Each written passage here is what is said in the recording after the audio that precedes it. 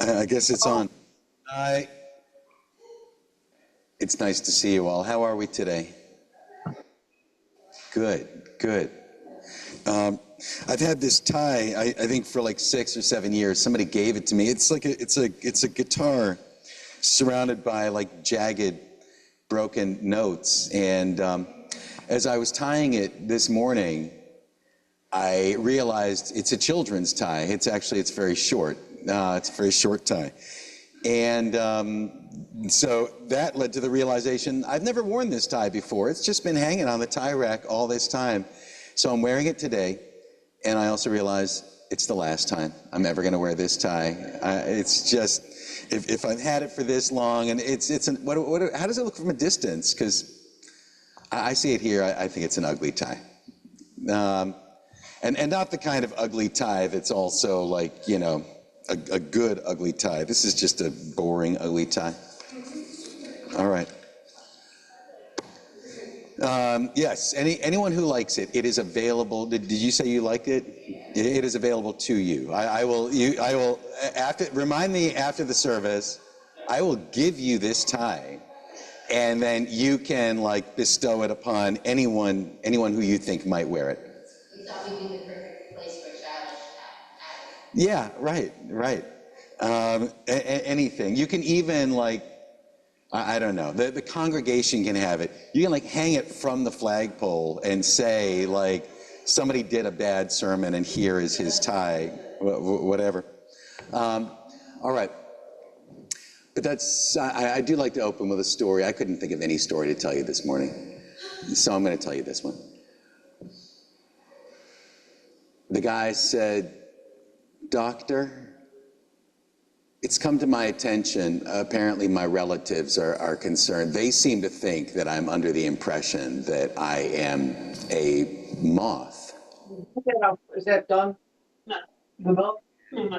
He said, "That's a psychological thing, but I'm a dentist. Why did you come see me about it?" The guy said, "Because your light was on." That's my story. All right.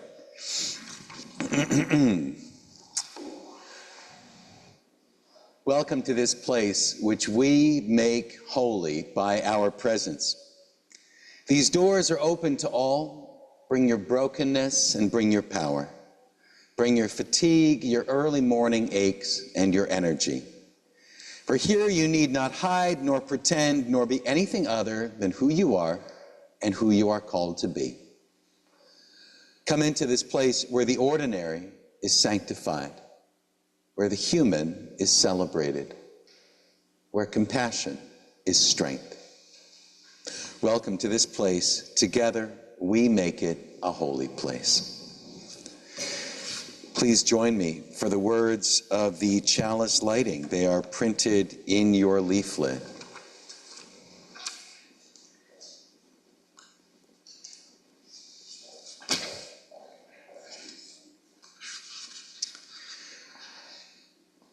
May the light we now kindle inspire us to use our powers to heal and not to harm, to help and not to hinder, to bless and not to curse, to serve you, Spirit of freedom. Now, please, actually, you don't have to stand for this one, but you are invited to sing along. Patty's going to share with us this morning the Pat Benatar song, "We Live for Love." Please forgive me, I'm still crippled. Yeah. Word.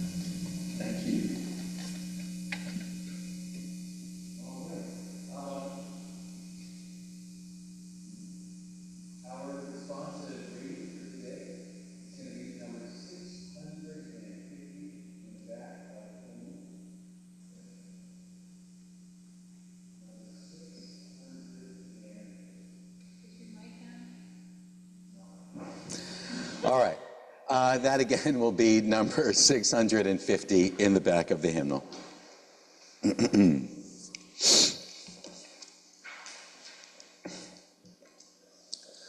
This is called Cherish Your Doubts by Robert Weston. Cherish your doubts, for doubt is the attendant of truth.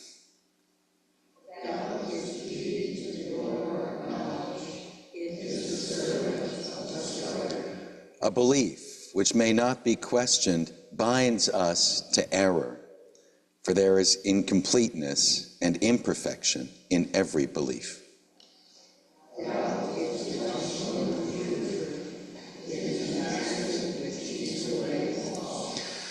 Let no one fear for the truth, that doubt may consume it, for doubt is a testing of belief. Truth stands boldly and unafraid.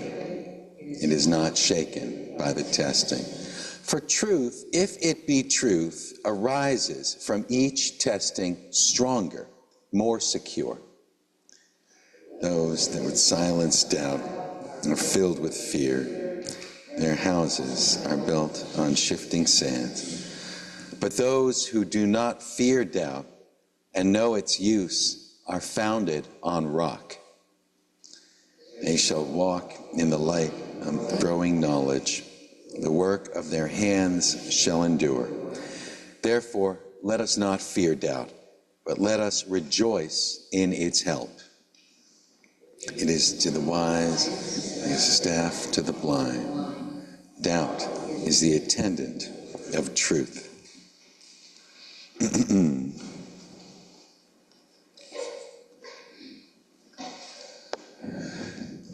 This is the time, the center of our service. The time when we are called to, or we are invited to share some of those joys that have been putting a spring in our step, or some of those sorrows that have been slowing us down. And I believe that joys, when we share them, are heightened, and that sorrows, when we share them, can be lessened by that.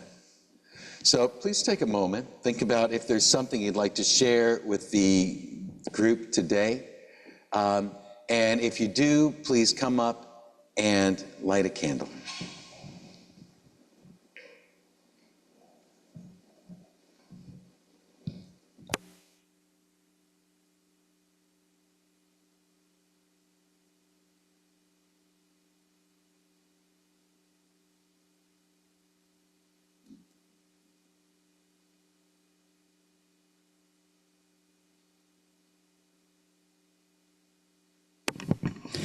Mine is two joys. It's probably more like show and tell. Anyways, I was out, and I haven't had a chance to do it much this year. I fly rockets as a hobby, high-powered rockets, and I was out with my club yesterday. Really had a great time, and they had a picnic afterwards. All the food was really, really good. The people that do the cooking in the club, both men and women, I'm sure. I mean, someone made potato salad. I don't know who it was. It was really good. I had 2 helpings of it. Well, anyways, this is a magazine from the Rocket Club. It says Potter. It's part of Pennsylvania too, not just New York State. But during coffee hour, I'll leave this down there if anyone wants to look at it. Feel free downstairs. I assume we're having coffee hour. Joy number 2 is I retired back on November 1st last year. It took the school all this time to get this to me because at the board meeting, I wasn't able to attend the board meeting for them to give me this 20-year award for giving them 20 years of service to Niagara Wheatfield school system. So I'm going to walk around when I'm done lighting candles and quickly give this to everybody one by one in the congregation. Okay.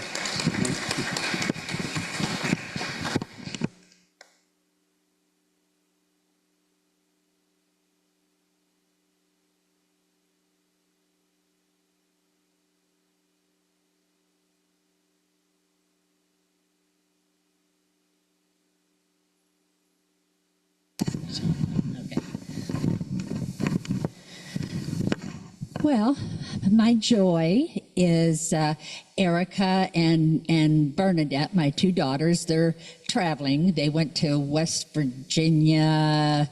They drove there. I don't know. I think they're playing. I don't know what they're doing, but that's where Erica is. They're having fun in West Virginia. My other joy is it's just a personal thing, but I have been wanting a pergola in my backyard, and I've been building it all summer. And a couple weeks ago, my daughters came over and some friends came over and helped me lift it because it's like 10 feet tall. So the pergola is up, and I'm building a porch underneath it, and so I can take my walker straight out my back door so I can have my breakfast out there. I haven't been able to go outside to eat because I can't get my walker, down the steps. So I'm building this porch so I can go straight out there and sit on the porch and have my breakfast and lunch or whatever I want to. And I'm going to be done with the porch either today or tomorrow. It's been a real challenge working with, I bounce all the time. That's why I use a walker. So it's been really hard, but I did it. Thank you.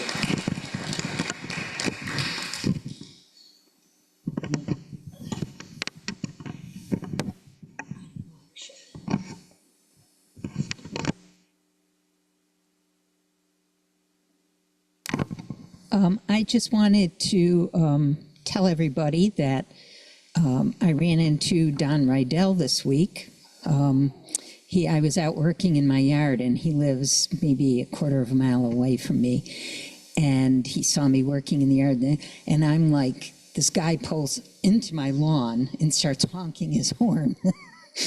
and I'm like, and my dog's like, rah, rah, rah, rah, rah, rah. But I went down there, and it was Don, and we had a nice conversation. He is still really grieving the loss of his wife. He isn't socializing very much. I offered to bring him to church if he wanted. He kind of said he didn't feel comfortable, but I told him we Zoomed. He's not on Zoom. I was hoping he would join us this week. But Don asked me to say hello to everybody.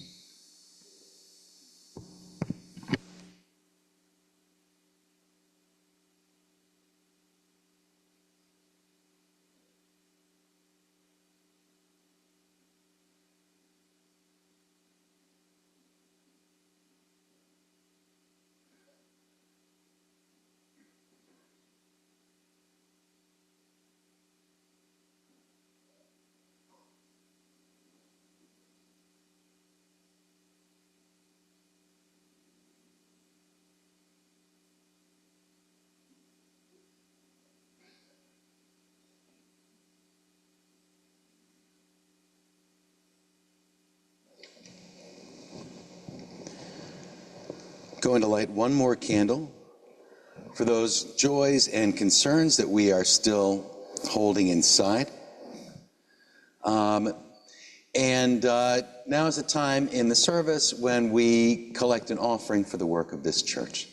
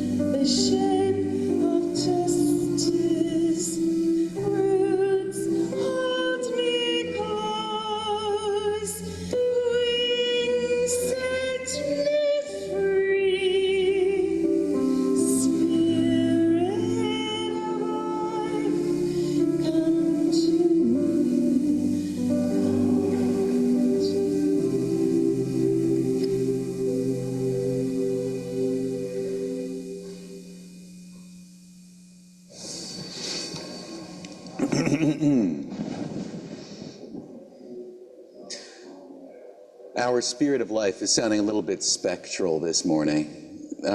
Maybe because of the synthesizer, which I think is really nice. But I think we gotta work our way from now until June. We got to make a project of this. We got to get a little bit more life into our singing of Spirit of Life. It does not need to be like a Mardi Gras funeral or anything. I don't need a big Spirit of Life jamboree. But remember, do we want to? Because well, one way or another, we got to get to something. Because think of it this way. We sing that, and then the speaker's got to get up and speak. So, you know, and we all want the speaker to, like, have a spring in their step when they get up to speak. So let's try something. We'll try something today. And you know what? If you're gonna fall big. I mean, just do that. Like, we don't have to do this well. Let's just give it. Everybody, stand up, please. Can we speed it up a little bit instead of the dirge? Okay. It's okay.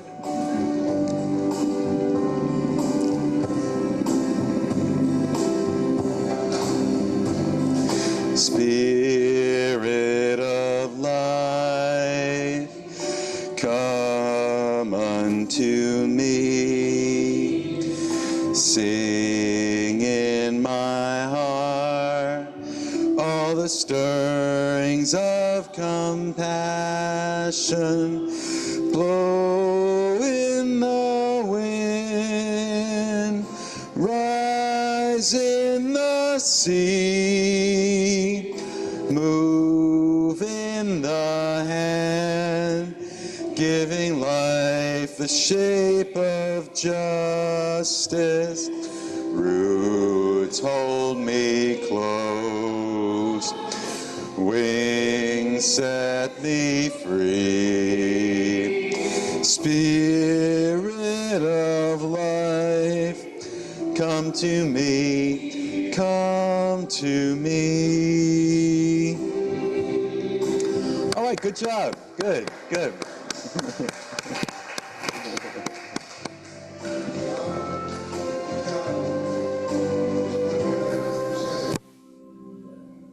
Check 1, 2. Which one do you like better?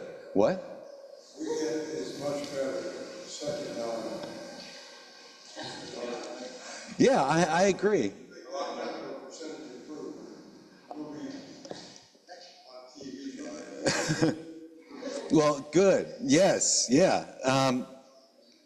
Good. I mean, you know, whatever is the reality show for Unitarian congregation singing, you know, let's make it our goal to enter that in June.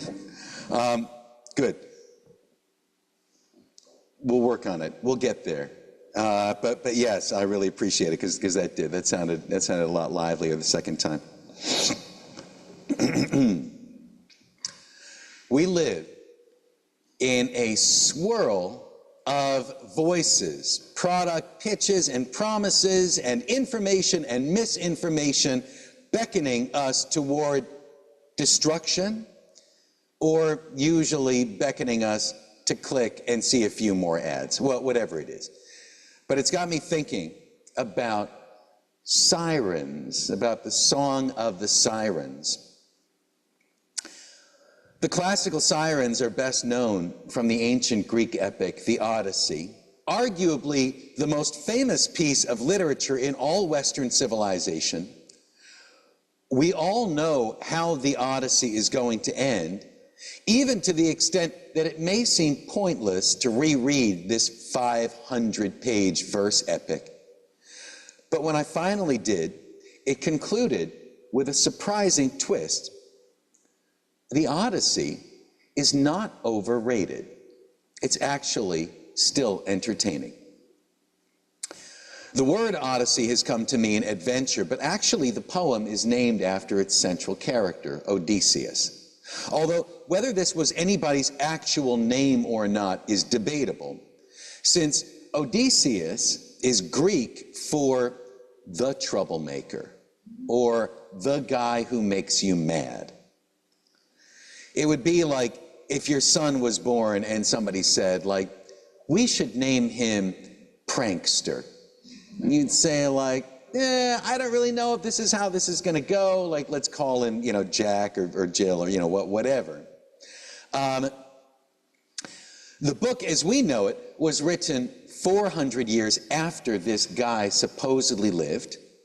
There probably was some island chieftain in the dim and misty past whose reputation led to this nickname. Whether during his life or after his death, people would say, oh, I've heard of that guy, the troublemaker. And then for centuries, little anecdotes clustered around this nickname. Some campfire horror stories, some swashbuckling adventure narratives, some bedtime romance fairy tales, and a bunch of dirty jokes. And this accumulation could be kind of similar to the modern process by which decades of authors, illustrators, animators, actors, and filmmakers have contributed little stories about a character called Spider-Man. And then my sons get into long debates about which fragments of book, cartoon, and movie lore really constitute the real Spider-Man.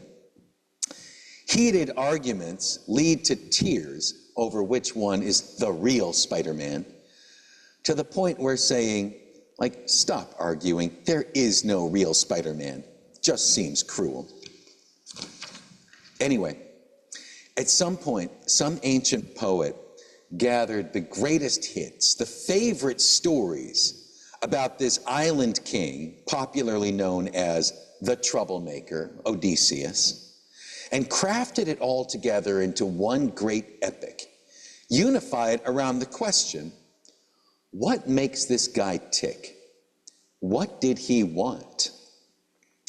And the storyteller decided that deep down, he was really sensitive.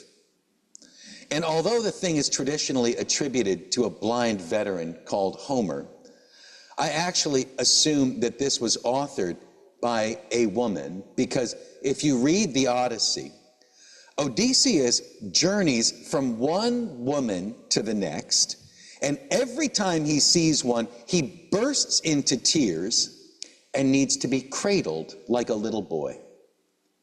Then, between sniffles and sobs, he shares the story of yet another terrible, horrible, no good, very bad day. And these women feed and cuddle him until he announces that he's got to move on and get back to his wife, Penelope, so that he can curl up in her lap and weep as she cradles him like a little boy forever. Odysseus wants to get back to Ithaca and resume being king, but more than that, he really wants to be mothered. And this infantilism might sound unappealing, but really, he's very endearing, and that's the most surprising thing about the Odyssey. In the midst of all these limericks and horrors, island enchantresses, gods and monsters, there's a little boy who wants to go home and curl up in his own bed. Meanwhile, Penelope, the queen who has ruled Ithaca during the king's 20-year absence, has her own adventure. If the king is dead, which is widely believed, then she was required to remarry and make someone else the king. But she resolves to navigate her way through 10 seasons of The Bachelorette without accepting any proposals. And as she uses her wit and wisdom to escape this trap, we come to understand that truly this is the one woman who could really put up with Odysseus. The Odyssey, wait, show of hands. How many of us actually read the Odyssey? Oh, okay, so you all know this stuff. I only found it out like 10 years ago, and I finally read the Odyssey. Anyway, the Odyssey is episodic.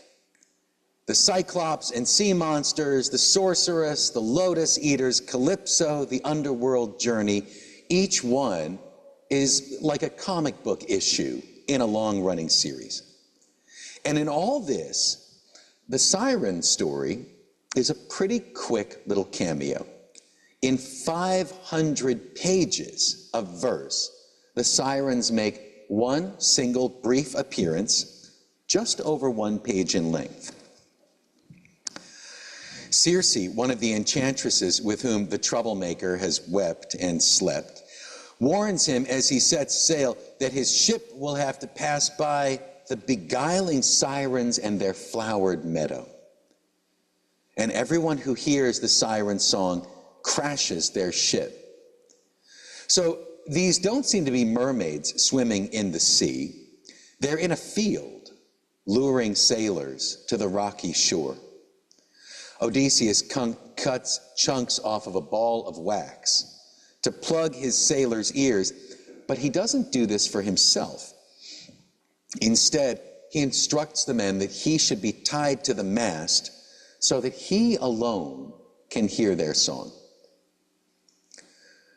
It's a bit mysterious why he should insist upon endangering himself in this way, except that the whole Siren story would be pointless without it. Maybe he was just sick of hearing the voices of his fellow sailors who had recently been transformed into pigs and back again with barely a change in their usual grunting and squealing. The Siren song is not an erotic invitation to frolic and play, but a promise of secret knowledge. The Sirens know him by name, or maybe just by reputation. They call him troublemaker, Odysseus, and know where he comes from and where he's going. And they promise secret knowledge of what was really going on in the Trojan War. And he really wants to know. I think he suspects that they can confirm his suspicion that the whole thing has been about him from the start. He strains against the ropes and tries to convince his men to free him. Their ears are plugged, so in a comical moment, he tries to communicate with them using eyebrow signals. But his men are kind of sick of him too, so they ignore it and they sail on by. So ends the Siren episode. The Odyssey does not contain a word of physical description about the Sirens. They're not mermaids, since Odysseus meets a mermaid elsewhere in his journey. Some Greek authors said that they were avian women, or bird maids, like nymphs with chicken thighs and feathers. One said that they drowned themselves in anger after Odysseus passed them by, I guess because they were the only females on earth that he would not stop and weep to. In the legend of Jason and the Argonauts, these avian maidens sing to lure the ship towards certain doom, but the musician Orpheus played his guitar loudly enough that they couldn't be heard. Medieval Christian commentators took up the Sirens as symbols of temptation, some even going so far as to say that Odysseus tied to the mast was actually Jesus on the cross, and that the wax in the ears of the crew was Holy Scripture. This is a bit silly, since the Odyssey takes place 1,200 years before baby Jesus was born. And any proposal that the Sirens represent erotic desire has to somehow sail around the setup of the story, which is that Odysseus survived the Sirens because he was warned by the seductive sorceress Circe, with whom the married man had just concluded a torrid affair. The Siren story has been in decline ever since Hans Christian Andersen wrote The Little Mermaid. Mermaids have been more popular than sirens, even though fairy tales tend to agree that mermaids are not very bright. In Disney's The Little Mermaid, it's Ariel herself who gets caught up in the siren song. the sea witch Ursula tempts Ariel toward disaster. So then it's interesting to think that the siren song could be poor unfortunate souls, which sounds like a drag queen at a German cabaret. The expression siren song has come to mean temptation and ambition, which can lure us toward destruction. What would the sirens sound like if they were singing today? It's funny, when I was asked to write a description of this talk, I had to promise that it would contain secret knowledge and would help us to make sense of today's world. So I had to write a little siren song sentence, which has never been my skill. And now, when it's time to impart this hidden knowledge, I'm lost at sea. If Odysseus were sailing today, what would the sirens sound like? Well, first of all, every one of his sailors would have their ears plugged, not with beeswax, but with earbuds, and each one would get to choose between a zillion different siren songs, beckoning him in whatever direction he'd already chosen, but bolstering his random selection into a moral imperative. It wouldn't be one siren song luring the ship and crew toward one crag, but each sailor pulling to steer the ship toward a different siren's call would have broken the ship to pieces. I really meant for today's message to be about the sirens in modern America, but everywhere the topic led was destruction and depression. So I'm going to say something else instead. My religion is rock and roll, and I listen to a lot of bands. And each time a band is born, someone's got to name it something that no band has been named before. And this can produce comical results because names like the Eagles and Journey and Foreigner are taken. Sometimes it's discovered that a great band name is still available, which is how the greatest 21st century band got one of the greatest names, Evanescence.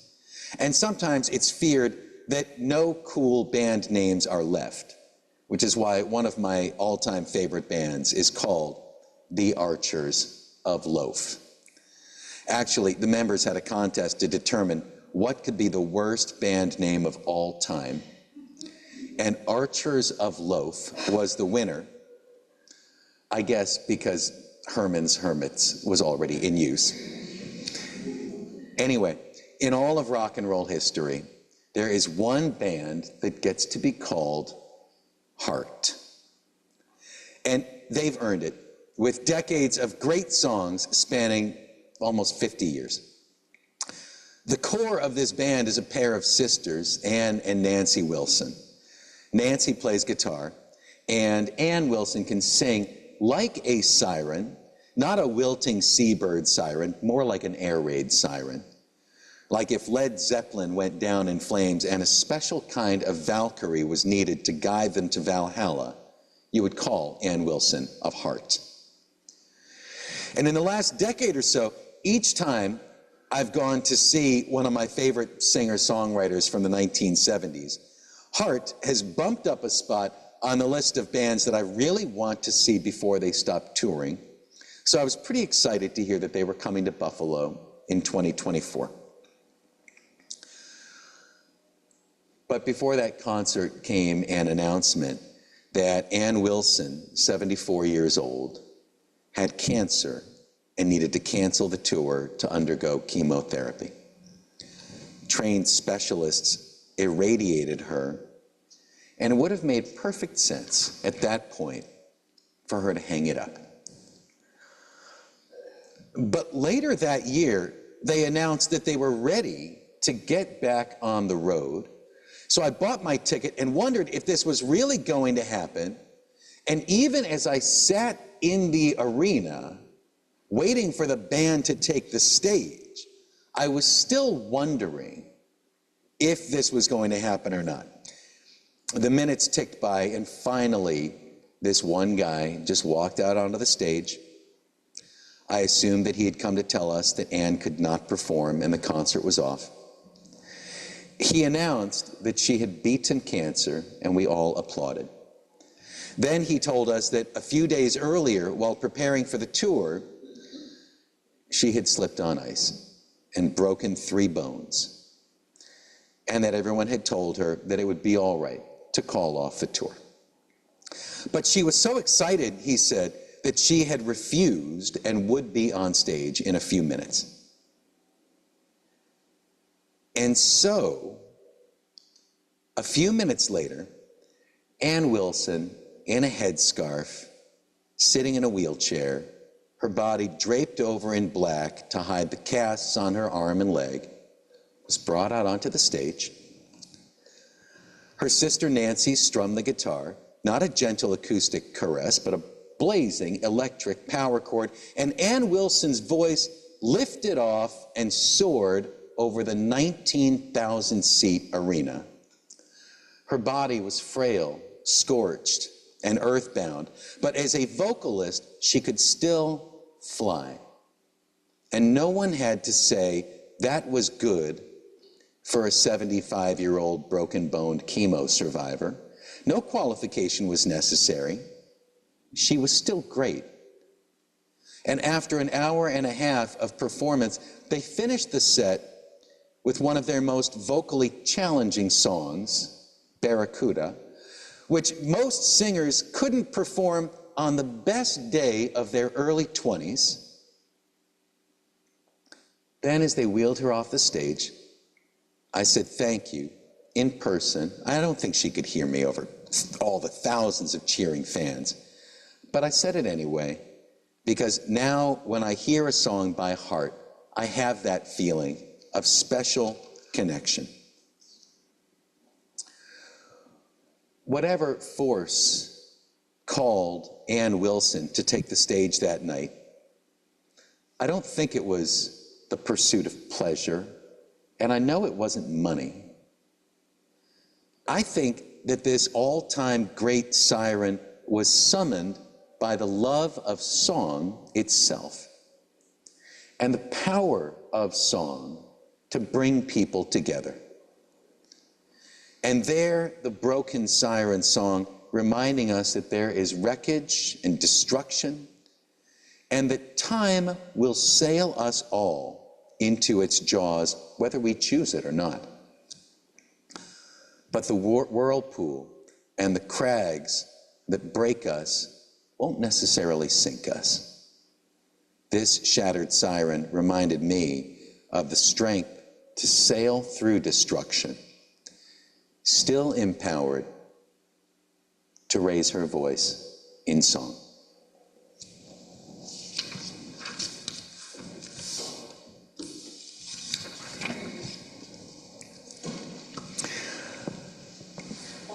Our next song, that's all right. I'm excited because Patty, are you now going to perform a song by heart? Here's the thing. Mm-hmm. Relates that way. Right now, Oh, that's right. I'm in considerable discomfort. Okay. And also, one has to fight. The only way I've ever performed this particular song is out with a band. And it's been at full throttle. Mm-hmm. And I can't do that here, otherwise I would blow the speakers right out of my keyboard. It doesn't work. Yes. So I have to pause here and there, and I have to push the mic away from me. Okay. And I've had to change things up because my hands aren't working fast. So here we go. Please forgive me for making a mess of this beautiful song.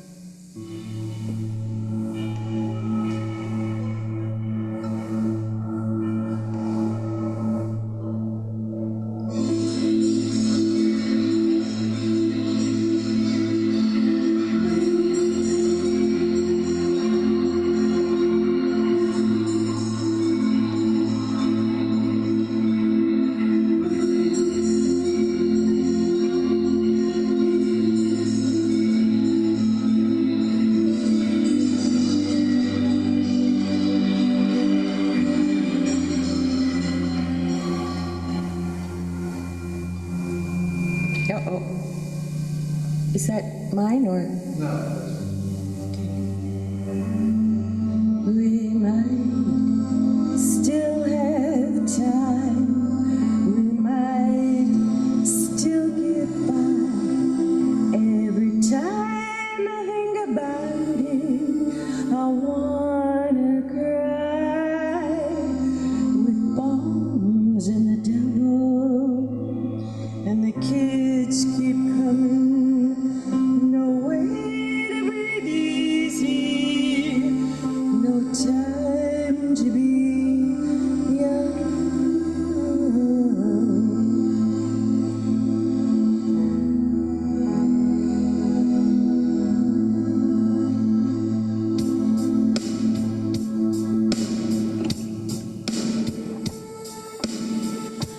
But I tell myself that I'm doing alright. There's nothing left to do tonight but go crazy on you.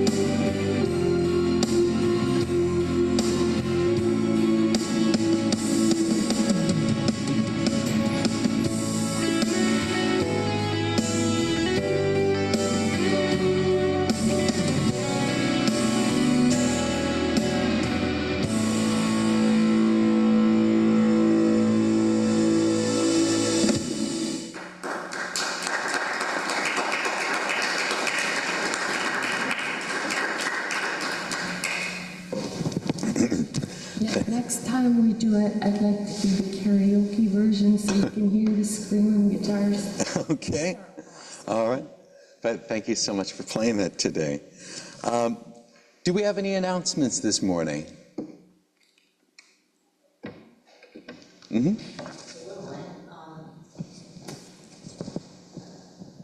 I think for anybody who might be new, there's a really nice coffee hour downstairs. Kathy and Wally have been working at it all morning, I believe. So please, everybody, come down and have some coffee and food and conversation.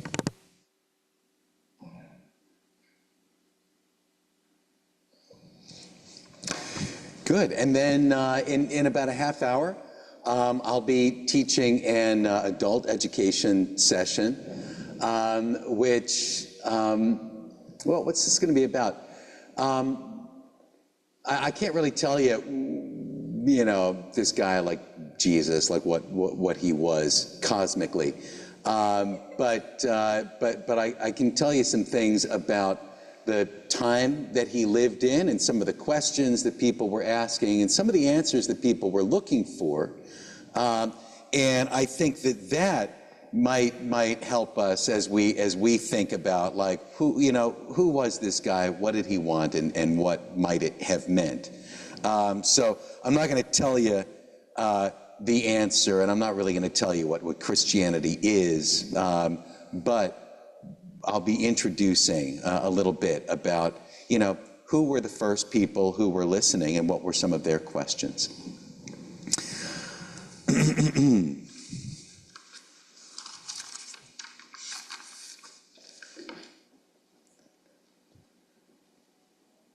Together, we have sanctified this space. If you have found strength and comfort here, share some out there. Remember that you are blessed and you are a blessing and you are not alone. Please join me for the words of extinguishing the chalice.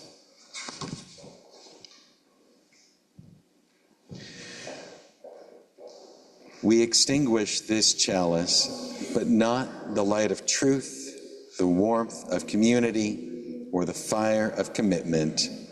These we carry in our hearts till we are together again. Oops.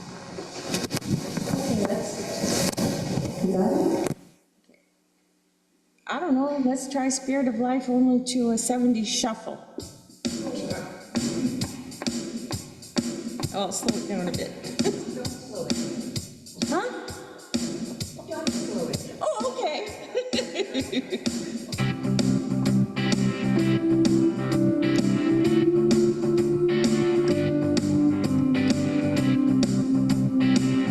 Come on, everybody sing.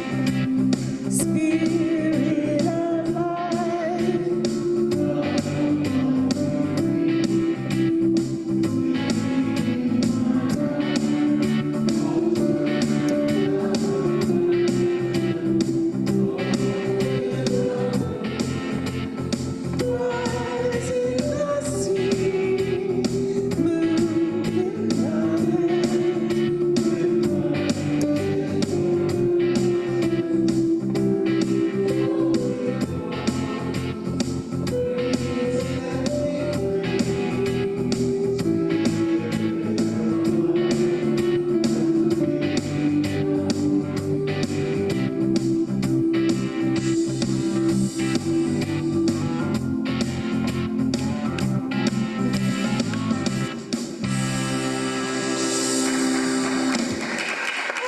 Fun. We can do the hymns like this every week if you want. I mean, every time John's here.